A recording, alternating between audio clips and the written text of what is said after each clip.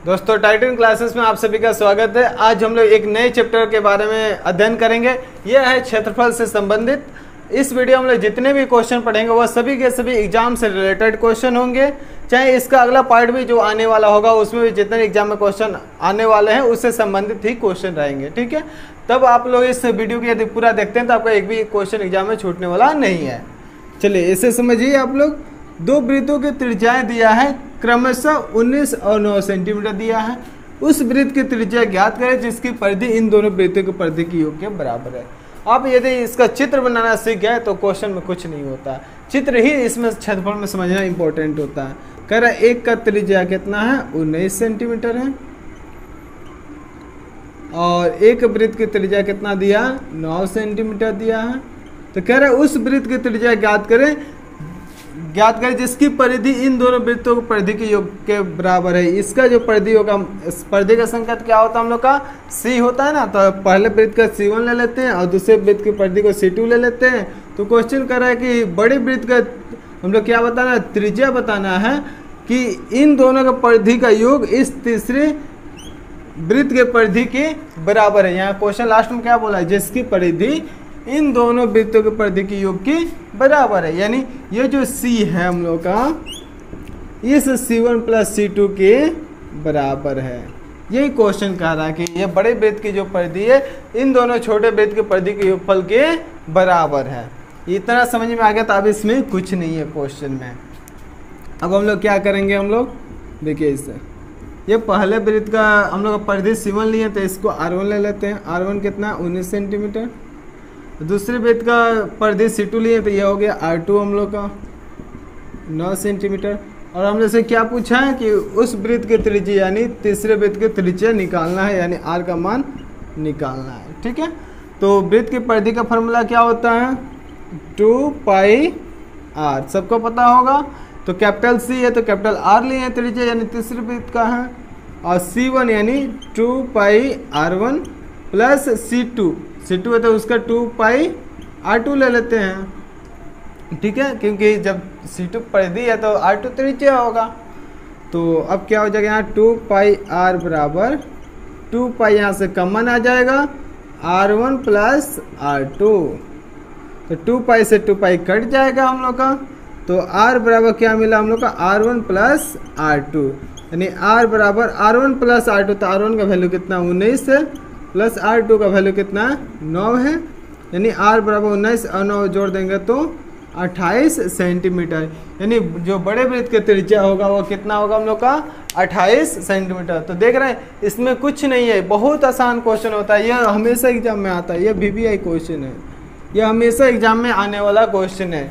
चलिए आप लोग इसे नोट कीजिए, फिर हम लोग अगला क्वेश्चन देखते हैं। ठीक है, तो दोस्तों देखते हैं हम लोग अगला क्वेश्चन। अब इसमें कह रहा है कि दो वृत्तों के त्रिज्याएं क्रमशः 8 और 6 है।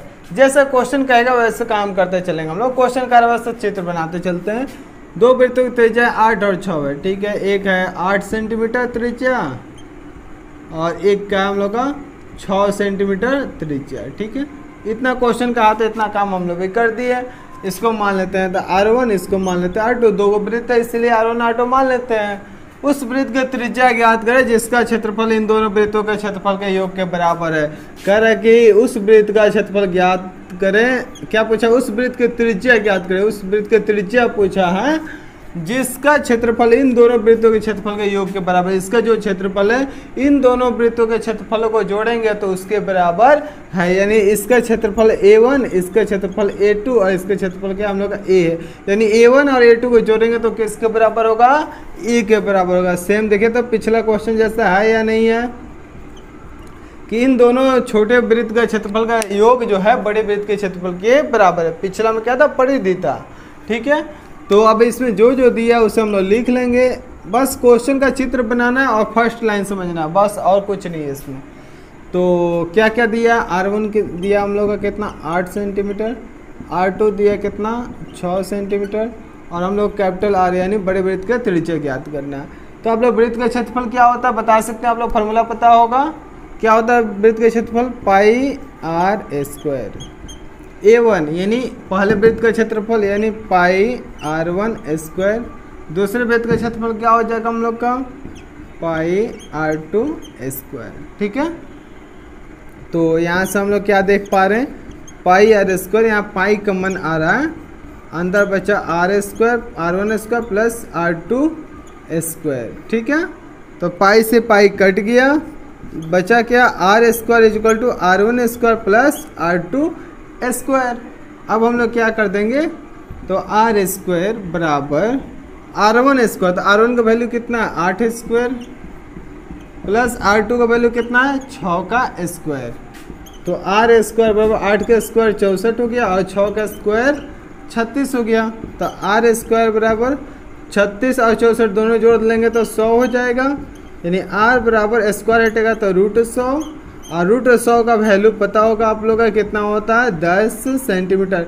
नहीं तो इसका ऐसे गुणनखंड करेंगे तो गुणनखंड क्या होगा 2 गुने 2 गुने 5 गुणे 5, यानी जिसका जोड़ा लगेगा वो क्या हो जाता है रूट से बाहर निकल जाता है।